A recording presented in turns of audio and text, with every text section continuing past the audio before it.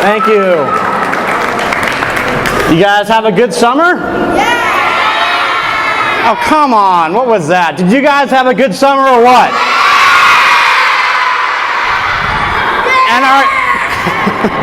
And are you guys ready to go back to school?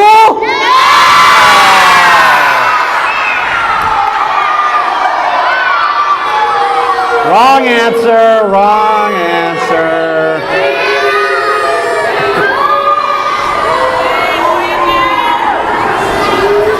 Well, going back to school is a very exciting time. You go back,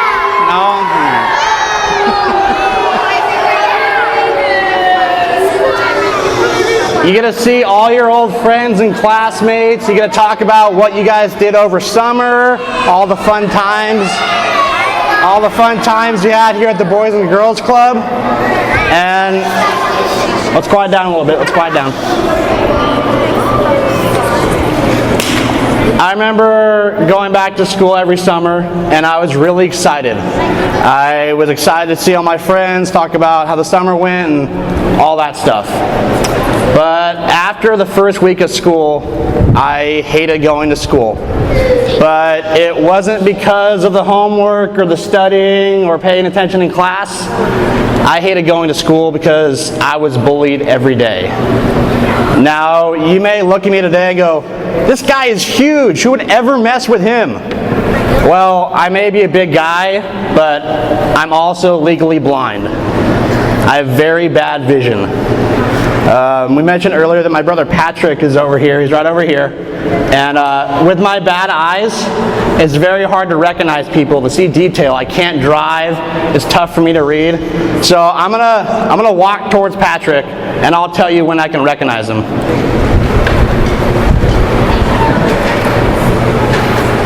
Right now.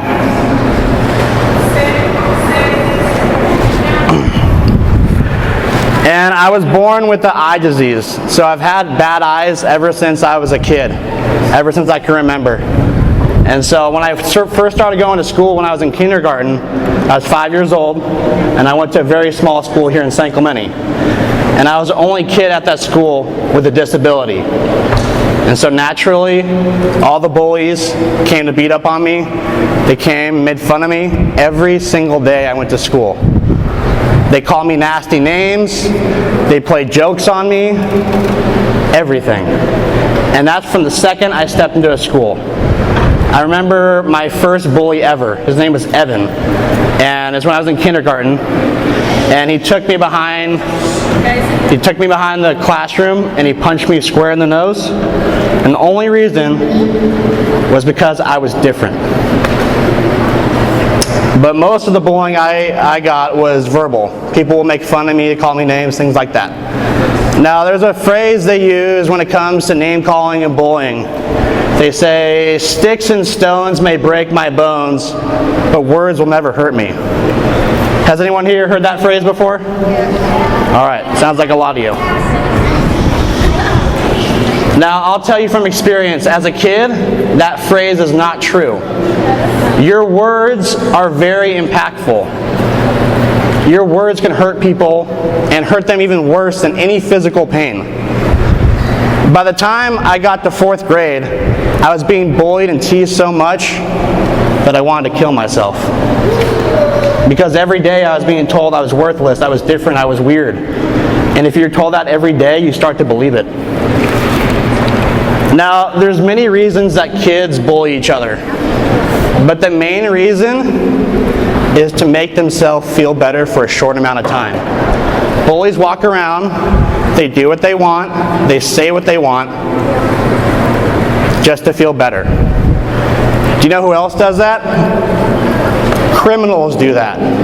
Criminals walk around, they beat up whoever they want, they do drugs, they steal, just because they want to feel better.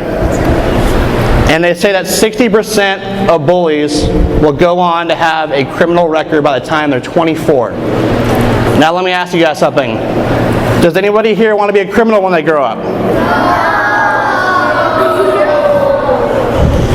Good answer. No, you don't. So if you guys are at school and you think that it's okay to be a bully, I'm telling you it's not. Because not only will you possibly become a criminal because of bullying, but you're hurting other people to make yourself feel better.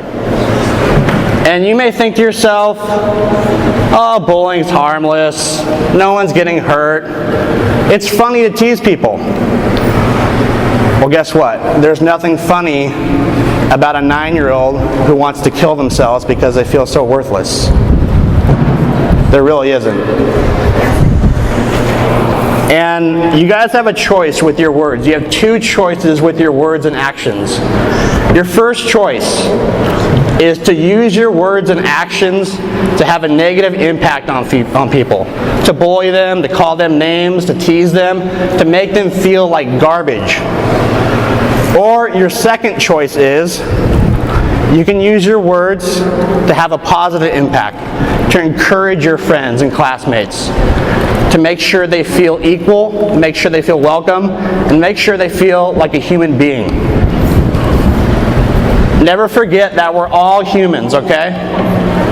We all pretty much want the same thing. We all want to be happy, we all want to have a good family, we want to have a successful life. But for some reason, we always focus on our differences, whether it's a disability or a skin color or a deformity. But really, differences are good. Differences are what makes life beautiful. Imagine that you open your lunchbox and there's a peanut butter and jelly sandwich in there every single day. Do you think you get tired of peanut butter and jelly sandwiches? Yeah. Well, most of you would, I think. Or what if you came home every day from school and they had the exact same episode of SpongeBob on TV? You get tired of that episode. I know SpongeBob is awesome, but you get tired of that episode, trust me. And it's the exact same thing with people. If we were all the same, if we all talked the same, if we all looked the same, life would be boring. Life would not be life. So just remember that.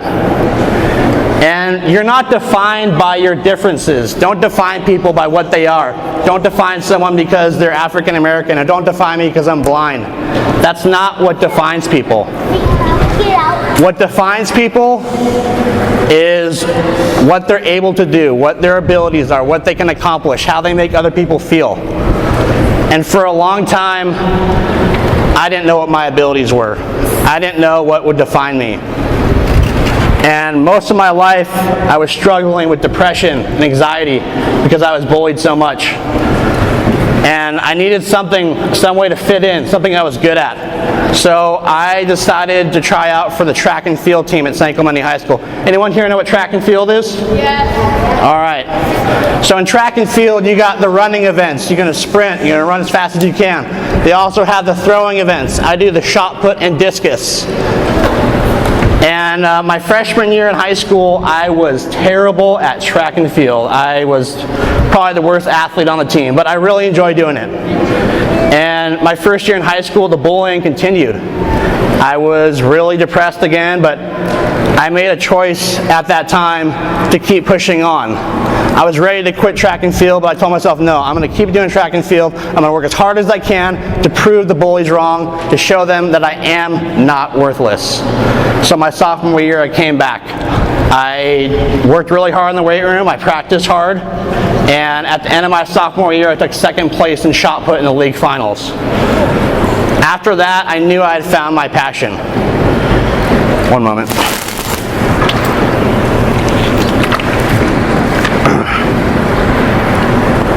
Starting in my junior year in high school, I started competing for the U.S. Paralympic team. Now, for those of you who don't know, the U.S. Paralympics, it's the second biggest sporting event in the world, right after the Olympics. And it features disabled athletes, including wheelchair athletes, amputee athletes, and blind athletes like myself. And I've had the chance to represent Team USA at several occasions for the Paralympics.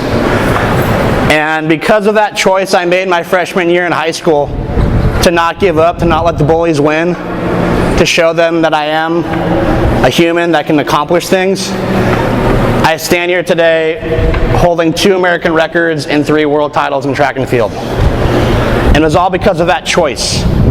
It was all because I didn't let my differences define me, and I didn't let the bullies beat me down.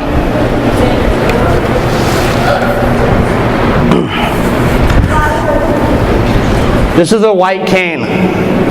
This is what I use and other blind people use to get around. And for most of my life, before I started doing track and field, this is how people define me.